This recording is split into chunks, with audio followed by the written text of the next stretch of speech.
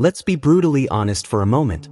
Everything you thought you knew about the Iraqi dinar, every timeline you've been given, every guarantee from a guru, and every single any day now prediction has likely led to one thing: frustration. You've been watching the graphs, reading the forums, and hearing the whispers for months, maybe even years, and the result has been a cycle of hope followed by a crushing silence. But what if I told you that the waiting, the real waiting, might actually be over? Not because of a rumor, not because of a leaked document, but because of a fundamental and undeniable shift that is happening right now, at this very moment, in the core of Iraq's financial infrastructure. This isn't just another speculative piece. This is a direct look at the tectonic plates that are moving beneath the surface of the global economy, plates that are shifting in a way that directly impacts the future valuation of the Iraqi dinar. For decades, the dinar has been a story of potential, a what-if scenario discussed in hushed tones by investors who saw a glimmer of opportunity in a nation rebuilding from the ground up. But potential is a dangerous thing when it's not backed by action, and for a long time, it seemed like the action was perpetually stalled by political instability, international sanctions, and a banking system that wasn't yet ready for the global stage. The critical change, the one that separates this moment from every other false start, lies in a silent revolution happening within Iraq's own financial corridors. We are witnessing the deliberate and systematic dismantling of the very barriers that have held the dinar back from international recognition and a revaluation that reflects the true, immense wealth of Iraq. Think about it like this. A country doesn't possess one of the world's largest proven oil reserves, a young and ambitious population, and a strategic geographic position, only to have its currency remain at its current levels forever. The disconnect is too vast, too illogical to sustain. The market has been wrong about the timing, but it has never been wrong about the fundamental truth that this imbalance must correct itself. And the mechanism for that correction is being built as we speak. It's not happening on the stages of political rallies. It's happening in the dry, complex world of monetary policy, banking compliance, and international treaty agreements. Iraq is quietly, methodically checking off every single box required by the International Monetary Fund and the World Bank to graduate from a state of economic fragility to one of financial sovereignty. This process is boring, it's technical, and it's utterly devoid of the drama that gurus thrive on, which is precisely why it's so much more credible than anything you've heard before. The old narrative was about a single event, a switch that would be flipped to cause an RV overnight. That narrative was a fantasy. The new reality, the one we are documenting today, is about a convergence of multiple, independent pipelines of development all reaching their maturity at the same time. It's the financial equivalent of several streams finally merging into a powerful, unstoppable river. We have the digital transformation of the Iraqi banking sector, a move to automate and secure transactions that directly attacks the corruption and inefficiency that has plagued the system. We have the ongoing discussions with the United States Treasury, not about removing Iraq from the so-called dollar watch list, but about demonstrating a level of financial control and transparency that makes such a listing obsolete. And perhaps most importantly, we have the tangible, visible push from within Iraq to diversify its economy away from a near-total reliance on oil. These aren't just plans on paper. These are construction projects, agricultural initiatives, and trade deals that are actively creating a more resilient and complex economic foundation. A strong economy is the only genuine, non-negotiable backing for a strong currency. Without it, any revaluation would be artificial and temporary. With it, a new value is not just possible, it is inevitable. This is the core of the new development that changes everything. It's the move from speculation to observation, from hoping for a miracle to understanding a process. And understanding this process is the most powerful investment you can make right now. So, as you listen to this, I want you to do one thing. Push the pause button on the noise.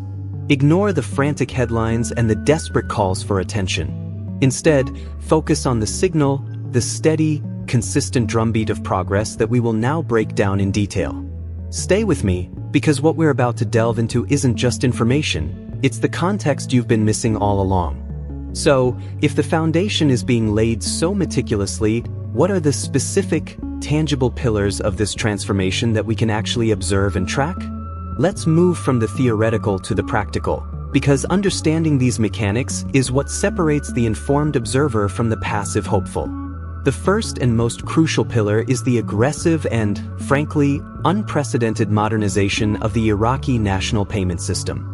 For years, the internal economy operated on a cumbersome cash-based model, a system that fostered opacity and limited the government's ability to implement effective monetary policy. But that old system is now being systematically replaced by a digital framework that would be impressive even in a developed Western nation. We're talking about the widespread rollout of electronic payment platforms, the integration of secure digital wallets into the mainstream, and a national push for card-based transactions over physical cash. Why does this matter so much for the dinar's value? Because it creates a closed-loop, traceable economic environment. Every transaction that moves through this digital system leaves a data point, a verifiable record of economic activity. This data is pure gold for the Central Bank of Iraq. It allows them to see, in real time, the true velocity of money, the exact levels of liquidity within the system, and the genuine economic output of the nation, moving beyond estimates to precise knowledge. This precise knowledge is the bedrock upon which a legitimate, defensible exchange rate is built. You cannot confidently revalue a currency if you are guessing at the fundamental health of your own economy. Now, the central bank is moving from guessing to knowing. This isn't a speculative opinion, it's a technological fact on the ground in Baghdad, Basra, and Erbil right now. The second pillar, often misunderstood but equally critical, is the strategic maneuvering concerning the US dollar. The recent restrictions and Iraq's placement on watch lists were not a death knell for the dinar's prospects. In a paradoxical way, they were the necessary catalyst for its eventual independence. For too long, the Iraqi economy had a crutch, a dependency on the US dollar for both major trade and internal liquidity. This dependency created a distorted, dual-layered economy, one for the privileged few with access to dollars, and another for everyone else dealing in dinar. The pressure from the US Treasury, while presented as a punitive measure, has forced the hand of the Iraqi government to finally, seriously, wean its economy off this dependency. The results are already visible in the form of new bilateral trade agreements with major partners like China, Turkey, and the UAE, agreements that are deliberately structured to bypass the US dollar entirely, using local currencies or even digital assets. Think about the profound implications of that.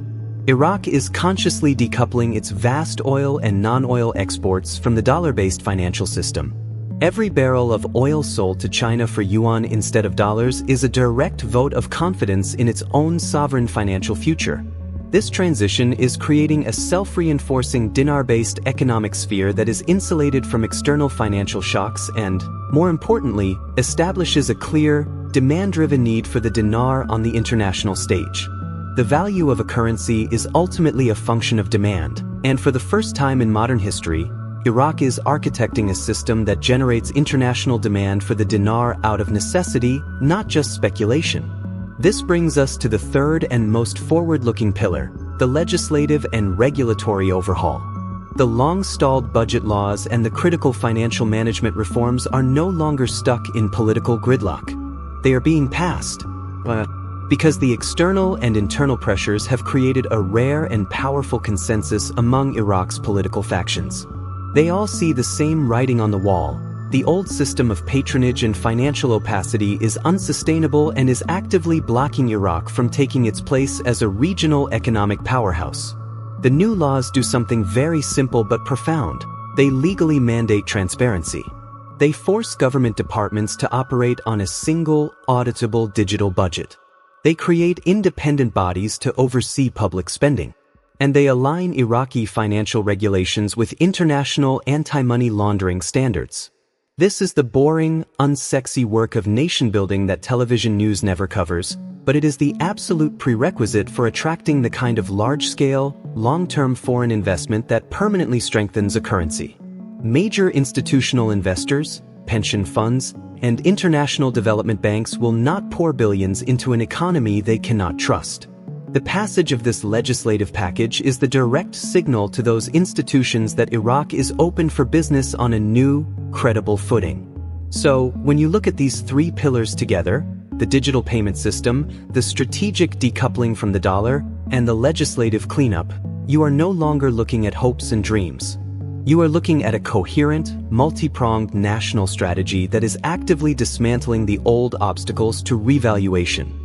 This is the engine of change, and it's already running. But what does this mean for you, right now, as someone watching this unfold? It means the game has changed from one of patience to one of awareness. The next and final part of this breakdown will connect these engines of change to the immediate landscape, because seeing the destination is one thing, but knowing how to navigate the final mile is everything. Don't go anywhere.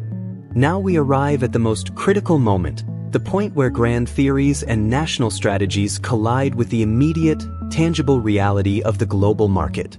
You understand the foundation and you see the pillars being erected, but the inevitable question remains. What happens next in the short term, and how do you, as an acutely aware observer, separate the final stages of this process from the distracting noise that will inevitably intensify? This is the phase of maximum volatility and maximum opportunity, a period where the signals will be strong but the attempts to obscure them will be even stronger. We are already witnessing the first tremors in the form of deliberate, strategic liquidity operations by the Central Bank of Iraq. These aren't the erratic fluctuations of the past. These are controlled stress tests of the new financial infrastructure. The CBI is intentionally creating minor waves to see how the new digital systems handle the pressure, how the markets absorb the shock, and to identify any last remaining weaknesses before the main event. Think of it as a pilot lighting the afterburners on a new jet engine while it's still on the tarmac. It's a test of power and stability, not the flight itself. For you, this will manifest as unusual but brief spikes and dips in the official and unofficial exchange rates. The uninformed will panic, seeing these as signs of collapse or another false start. But you, armed with this context, will recognize them for what they are: the final diagnostics of a system preparing for a monumental shift. This is the first and most important filter for your awareness. Do not mistake a controlled test for a system failure. The second immediate signpost will be a wave of very specific, technical announcements from institutions you probably don't normally follow. The International Monetary Fund will release a post-consultation statement that uses unusually positive language about Iraq's financial stability and reform progress. The World Bank will issue a report highlighting significant strides in economic integration. These documents are the equivalent of a green light from the global financial community's air traffic control. They are dry, bureaucratic, and deliberately boring, which is why the mainstream media will ignore them. But their language is a coded message of approval, signaling to the world's central banks and sovereign wealth funds that Iraq is transitioning from a speculative market to an investable one. Your job is to watch for these reports and read between the lines. The final and most potent phase will be the orchestrated movement of capital. This won't be the speculative money from retail investors. This will be the slow, deliberate, and massive inflow of institutional capital from the Gulf states, from Europe, and from Asia. This money is patient, sophisticated, and risk-averse. It does not move on rumors. It moves only after the legislative, monetary, and technical boxes have been definitively checked. We are already seeing the early scouts of this capital in the form of memoranda of understanding from massive infrastructure projects, new ports, power plants, and telecommunications networks. When this trickle becomes a flood, it will create a self-fulfilling prophecy of strength for the dinar. The fundamental value will be cemented by the sheer weight of these real-world investments. This is the moment the entire structure has been designed for. So, where does that leave you now?